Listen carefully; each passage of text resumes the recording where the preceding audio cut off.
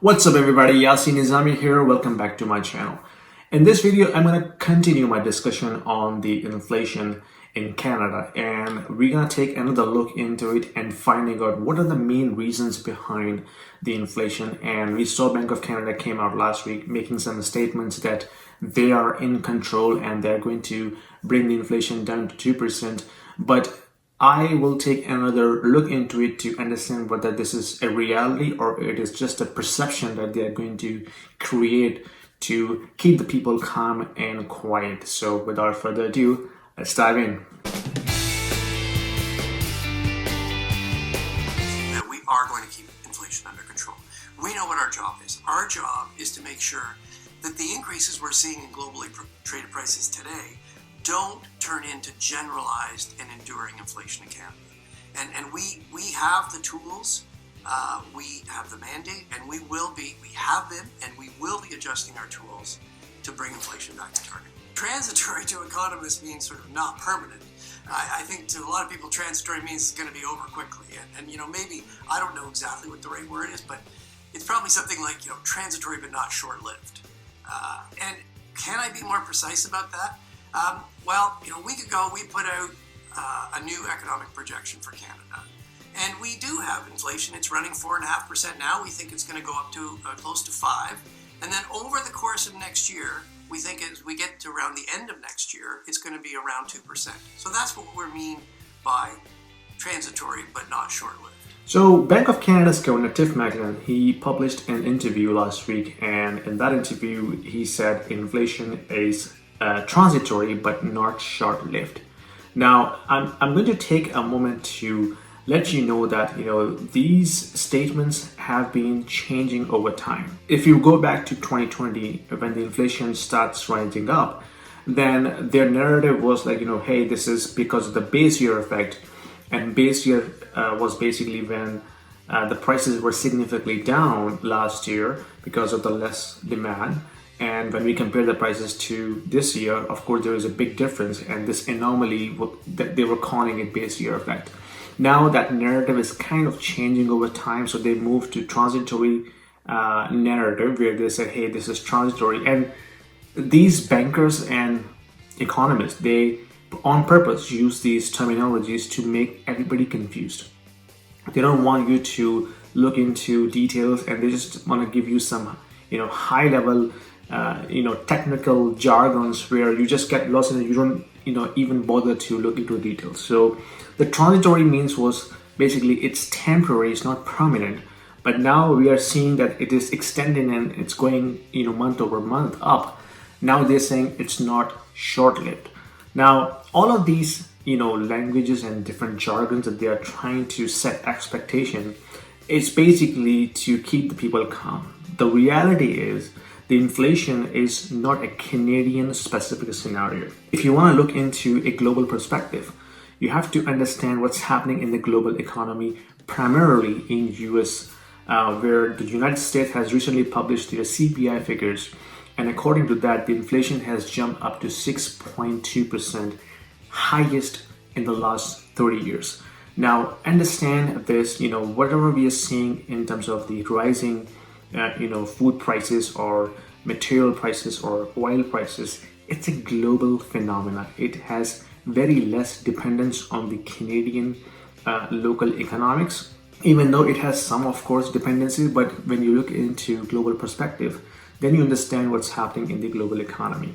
And particularly in US, because Canada is much more influenced by United States. So in order to understand what's going to happen next in Canada, you have to look into what's happening in US already. So the inflation is already jumping above 6%, which is of course government published numbers. The real inflation, many believes, is much higher than that. And that is the same case for, in Canada as well, because the CPI figures published by Stats Canada last month was, I think, 4.2%. But then the real inflation is much higher than likely, because a lot of people believe that, the way the Stats Canada and these government organizations measure CPI, it's heavily manipulated. What I'm going to tell you is, inflation has two major reasons. Okay, number one, everybody knows through this news media is global supply chain disruption. So because of the global supply chain disruption, there's less amount of people available to work in the factories and manufacturing sector, as well as at the port. When the port receive the shipment from different countries, we have less amount of people to be able to work and then offload the container from the ships. Now understand that all of these disruption is caused by government as a reaction to the pandemic. So the policies that they built and then the actions that they took in order to combat pandemic has unintended consequences that we are seeing right now. Whether this is good or bad, that's another topic. I'm trying to explain is inflation has two main reasons. Number one is the global supply chain caused by government's policies and their reaction to pandemic. And then number two is monetary inflation. You see that all these mainstream economics and especially the central bankers, central planners, they will never talk about the monetary side of the inflation. And that's one major reason that people needs to understand, because these central planners and central bankers, they always hide behind the curtain that, hey, what we have done has actually caused inflation significantly.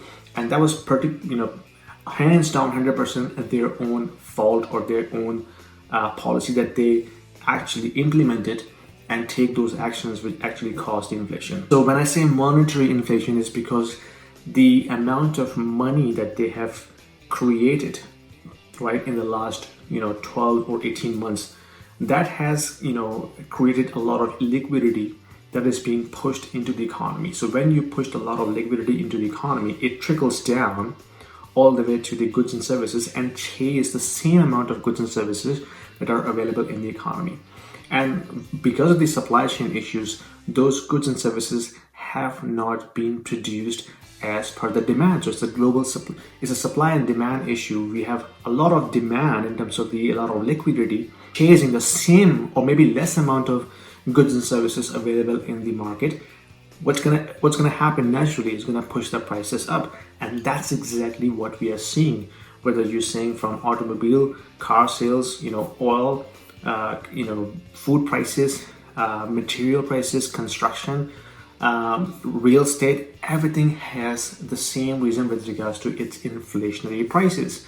Now, of course, global supply chain also has the major impact on that, but nobody talks about the monetary side of the inflation, which is 100% caused by these bankers and central planners, and they are not openly talking about that. When the central bankers come out and say, hey, we will control the inflation, they can only control the monetary side of the inflation. Again, and that's also debatable, but they cannot do anything about the supply chain disruption that has caused by the government's reaction to the pandemic.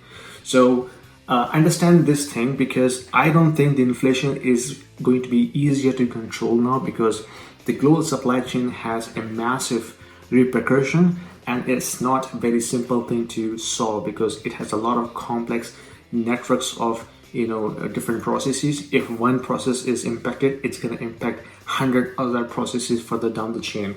So that's going to be a very difficult task to solve. We'll see further more disruptions going forward.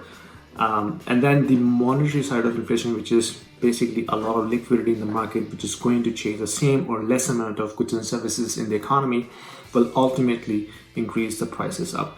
And I don't think this will be easier problem to solve for anybody, including Bank of Canada or other economists.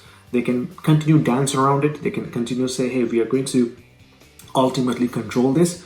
But in my opinion, I think it's a global issue. It's not a Canadian issue. And you will see how these central banks will make their policy changes. But ultimately, I think they don't have any options left.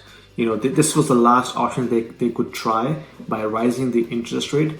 But ultimately, rising the interest rate will only going to make the borrowing expensive, which may reduce the activity in the housing market or car and automobile sales.